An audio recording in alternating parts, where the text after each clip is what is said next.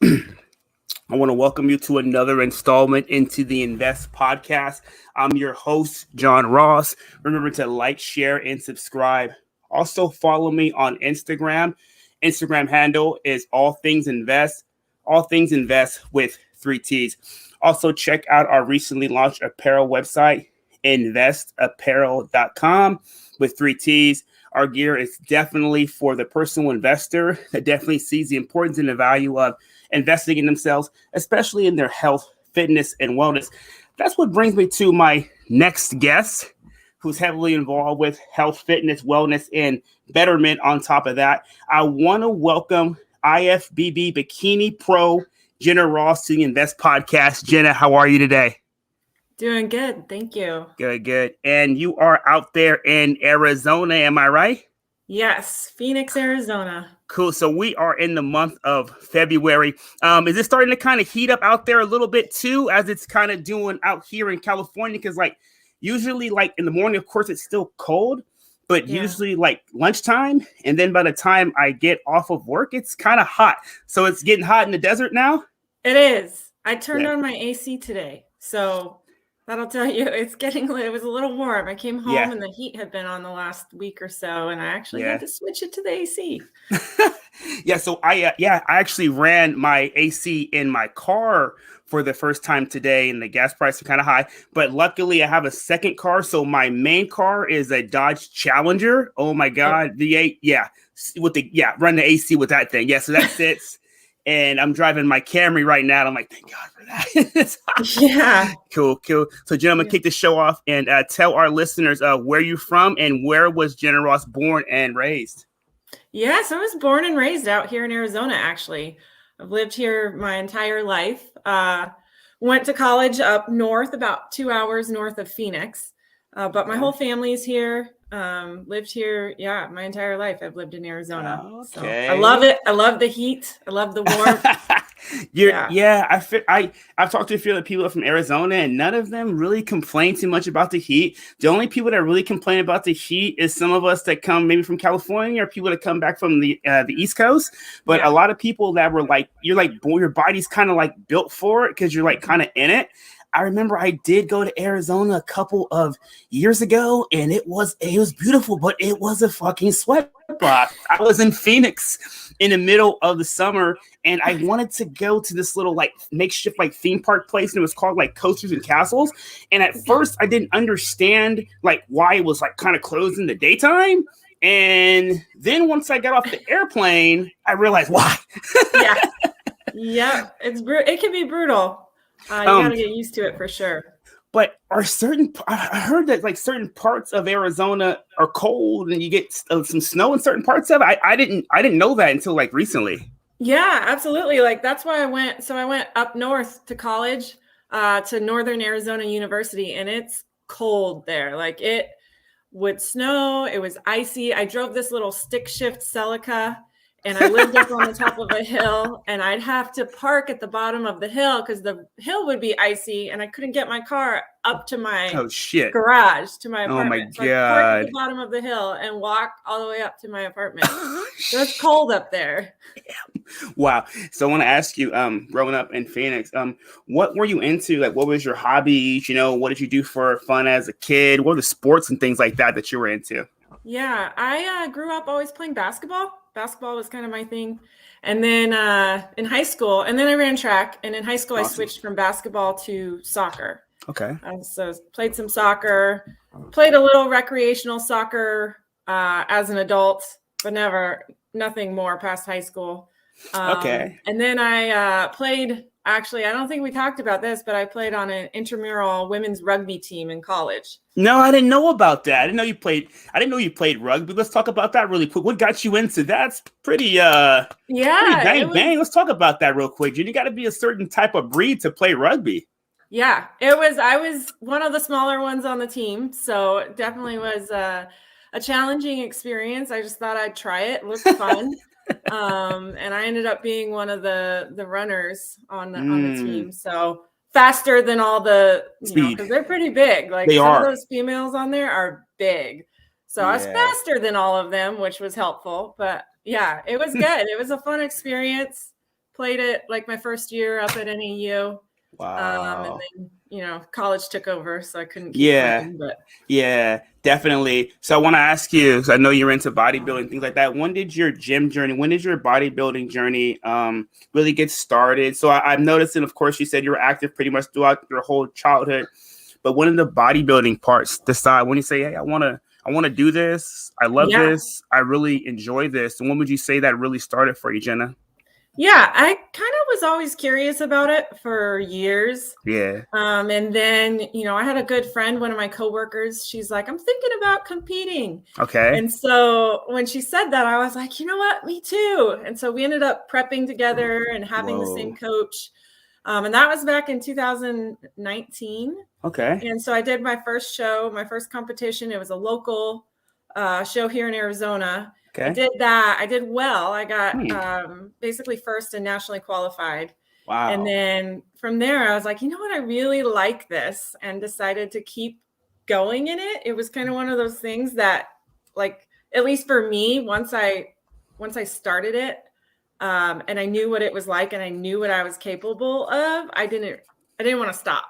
If that makes sense. So I noticed a lot of people I've talked to, not everybody, but a lot of people that go competitive in like bodybuilding and do really well and go on to earn like pro cards. A lot of them were really active and were really competitive in sports like as kids, like before that. And do you think that's what kind of just put that competitive spirit in you? Because you recently just started doing shows, and then you did get a pro card really quickly, and some people it takes them longer, if at all, to ever get the pro card. So when you say some of your roots, some of that inside of you would definitely attribute to that, because there's a lot of people doing this, and not everybody gets that card. It's a sought after card. Oh yeah, absolutely. I think when you're kind of raised up doing sports and competing, like there's a certain level of discipline that you have to have. Right. And so that easily correlates into bodybuilding. And for me, like if I'm not competing or challenging myself, I'm kind of bored. Right. So like I have to be doing something, which that's the thing that I love about bodybuilding is like you're always either you're in prep or you're out of season, and there's always something you're working towards. Mm-hmm. But yeah, it definitely correlates, being in sports and being competitive like that, those same skills definitely correlate over to bodybuilding. Definitely. I want to ask you, so like what some people don't understand that don't do this, when you go and you get that pro card and you set out, you're like, I want to be pro. And to actually get it, that's respected. I love that, and know that a lot of work and grind go into it. Yeah. But can you explain like that priceless feeling, like when you got that and you achieved it really quickly? I mean, what was, how'd you feel? Yeah, it was a huge moment. So for me, it was, I was in a local show, and then did a regional show, placed, I think I was second in my first national level show. And then the next national level show I did was when I got my pro card. So it wasn't that long after I had started. It was about it was 2020 that I got my pro card. So I had been competing for a year. And so I always knew, but I kind of gave myself, I was like, okay, I'll give myself 5 years. Yeah, 5 years. That's what it takes. So, yeah, average. Yeah. But yeah, so it was a big moment when I did it, because it only took like a year. And I know that's not like, I'm super grateful for that. I know that's not the norm. But yeah, it was an awesome moment. It's kind of surreal. Like it didn't really hit me until I was flying home on the plane. And I was like, I did it. Like when you're working for something for so long and then you actually achieve it, it's like, it's a surreal feeling. So definitely. I want to ask you something, because like also what some people don't understand is they think that like people that do bodybuilding and do all that, like they're not normal people. They don't have normal lives. And a lot of us are. A lot of us have like kids and normal jobs, and we still fit that in. So I want to ask you, with having, children, being a mother, I believe 2 kids, am I right? Yes, 2 kids. So, how do you awesome. I hope they get along. Mine don't. How do you balance everything, but this with so much going on? How do you deal with it? Because it seems like you got a lot on your a lot of obligations. How do you do it all? Yeah, definitely. I have 2 kids, 2 girls. They're 7 and 8. So being a mom, that's Yeah, they're like oil and water. I don't know. Ooh, cats and dogs, huh? huh? Mine too. I deal with it. So yeah, it's like me being referee the whole time. I'm like, back oh my God. But anyway, so it's a lot of time management and being like, present. Like I have a calendar. I could show you this, but I have a calendar with everything like penciled in, because otherwise I will mess things up and forget about things. But that's just what I have to use, and it works. And then, just being present when you're in what you're doing. So like if I'm with my kids, like I'm present with them. If I'm at the gym, like, okay, let's make it worth it. I'm at the gym right now. I'm going to make it worth it. So yeah. And then it's just, you got to find time for yourself, I think, and de-stressing, and prioritizing yourself, really. So would you kind of like say, like pretty much like you said, I like how you said that, when I'm with the kids, I'm with the kids. Mm-hmm. I'm in the gym. Yeah. And I myself, that's really something that I have really been working on to really balance. Like when I'm with the kids, I'm just really trying to just be there with the kids and just kind of just do that. And when I'm in the gym, I'm there just doing that versus me trying to do all these different things kind of at one time. Yeah. And then I don't really get all those things done because I'm doing like so much shit at one time and my head's spinning. You had a post you posted on Instagram. I believe it was like last Sunday. It was talking about just taking a deep breath, kind of just relaxing and kind of like clearing your mind. I love that post. That's pretty much what I was really like kind of doing, just trying to chilling, relaxing. Because sometimes we're going like constantly. It can be so, you just get used to it. So you got to remind yourself, like you got to, especially, even competing, you're just so used to like, I got to plan my meal. Like there's so much you have to do that you get used to going and going. But yeah, you really do have to take a step back and chill and relax sometimes. And then, even that being present in the moment, like, I don't know about you, but I always find myself, or I used to, I'm better now, but I would be thinking about the next thing that I have to do. Oh, for sure. Every time. All the time. Yeah. So then you're like totally distracted and not even paying attention to what you're actually doing. It's kind of like when you're in a conversation with someone and you're talking to them and you're thinking about what you're going to say next. So you don't actually hear what the other person is saying. Yeah. So it's kind of like that. Yeah. That's what I'm working on. Cause like I said, I'll be doing this and I'm thinking about what's after this. What's after that? It's always it's kind of living the moment. Crazy. So you had posted something. I seen something you're talking about your fitness, faith, and freedom. We know about fitness. We know about what you do with that. Let's talk about your faith and let's talk about freedom. I also know that you are currently in the service as well. So you're really big on that. You're a patriot to our country. Yeah. We definitely salute you. So let's talk a little bit about faith and freedom. Yeah. So for me, my faith is something that it's kind of the foundation of everything, at least for me. I've gone through a few things that have been challenging in my life, and it's really been the thing that's been like kept me going. And I would say, and everybody probably has their own different thing. But for me, definitely like faith is important. Having that solid foundation of something that when you face like a challenging time is going to carry you through. And then that leads me to freedom, because, I think we kind of talked about it. Freedom for me, not only individually, but, globally is important. Right. And I'm passionate. That's why I serve, in the military and have chosen to serve is for that freedom. Awesome. But I also think individually, when you can be so secure in yourself that like, it doesn't matter what other people say or do, like, who you are, like that is freedom. And so that's why it kind of combines, with faith, is understanding that faith is going to lead you to that freedom. And then when you can walk in that freedom, that's when you can share that with others and help them finally walk in their own freedom of who they are. So, so those are kind of my pillars of my philosophy. So I called this episode continuous improvement.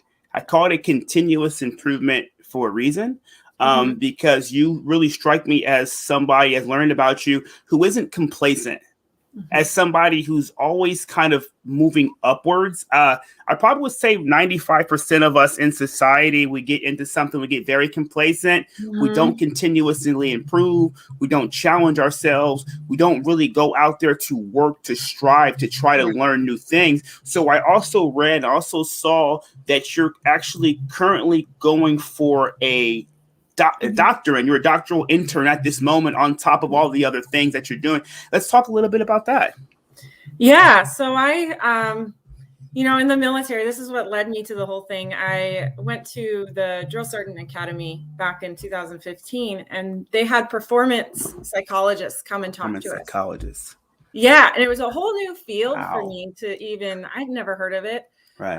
So I became kind of fascinated with that. Started pursuing what schools and programs I could get into. And I actually found one that I got my master's in sport and performance psychology, but I loved it so much that I decided to continue and get my doctorate. So it's been 5 years now that I've been in school. I'll graduate hopefully in June. Wow. Yeah. And so at that point, it's in sport and performance psychology. So I'm super passionate about performance. And I think that's where the complacency comes in, is like, if you become complacent, that's when you die, not maybe physically, but inside, you lose that passion and that zeal for life. It just becomes, you're just going through the motions. And I am not okay living that way. And I know, I can see it in other people, they're searching for that. And so that's why I really love performance psychology and all of that.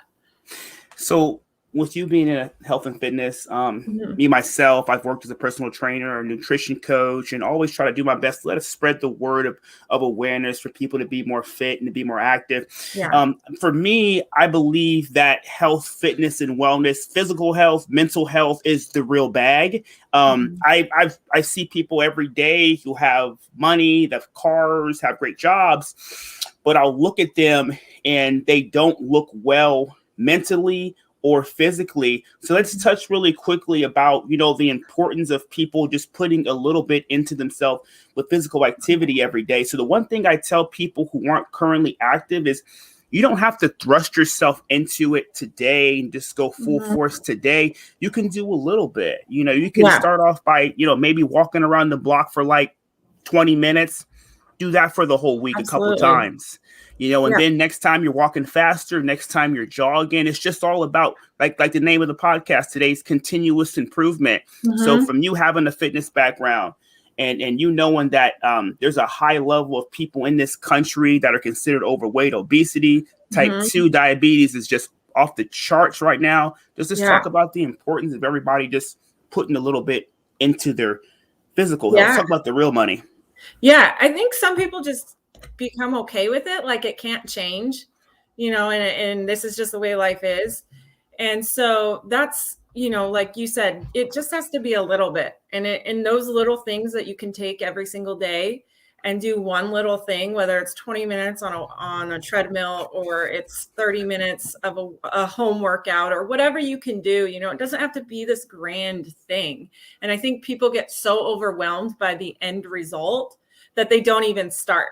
And it's all you have to do is that one little step that day, break it down. So it's that day. And then each day take one more step, but people won't even start just because they get so overwhelmed by the end result that they have to achieve and think they can't do it because, it's all up here really. But yeah.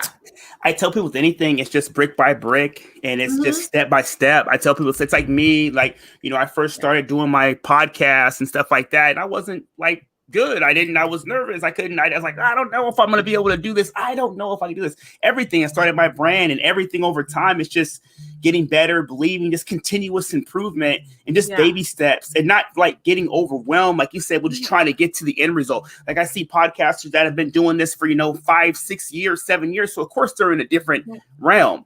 But I know with work, we're going to get there. And I tell people with your fitness and wellness, if you just work on it a little bit, you're definitely going to be able to get there. Definitely got to do that. So really quickly, let me touch on it. With you being competitive, what would be your advice for anybody, male or female, that's currently working out, but considering doing a show, what would you tell them as far as the preparation, not just physically, but the preparation mentally? Because you got to prepare here first. What would your advice be for them, Jenna? So, I would first say you have to be committed. Right. And I think that commitment is a decision. So realizing it's kind of like separating your feelings in the moment for what your goal is. Right. And that's that decision is like, I'm going to commit to this and I'm going to do it. And realizing kind of through that process that it's not ever going to be 100% perfect. Like there's always going to be something like an obstacle that comes in your way, something that happens. But what oftentimes happens is we forget or we think that goal, we can't achieve it anymore because that obstacle came in our way. Mm-hmm. And it's like, no, the goal is still there. We just have to adjust what we're doing.